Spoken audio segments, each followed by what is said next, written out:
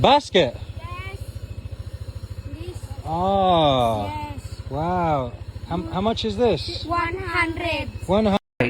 இன்னைக்கு வீடியோவில் நம்ம என்ன பார்க்க போறோம் அப்படின்னா, பாலியில 2 குட்டி பொண்ணுங்க ரோட்டோரமா சில பேஸ்கெட்ஸ் வித்துட்டு இருக்காங்க. இப்போ அவங்க கஸ்டமரை பார்த்த உடனே குயிக்கா வந்து அப்ரோச் பண்றாங்க இல்லையா? இது எப்படி டிஃப்ரெண்டா ட்ரை பண்ணலாம், இல்ல டிஃப்ரெண்டா சொல்லலாம் அப்படின்னா, ஸ்ப்ரிங் அப் அப்படிங்கிற வார்த்தையை யூஸ் பண்ணி நம்ம சொல்ல முடியும். ஸ்ப்ரிங் அப்.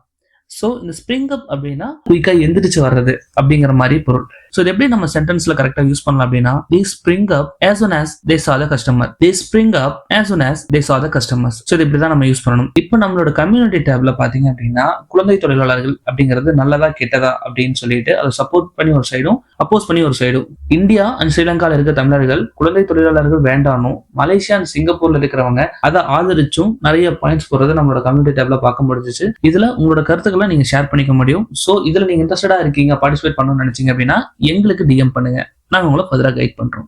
இதே மாதிரி டெய்லியும் நியூ வேர்ட்ஸ் அண்ட் வெக்காபுலரிஸ் தெரிஞ்சுக்கிறதுக்கு நம்ம பேஜை மறக்காம ஃபாலோ பண்ணுங்க. தேங்க்யூ.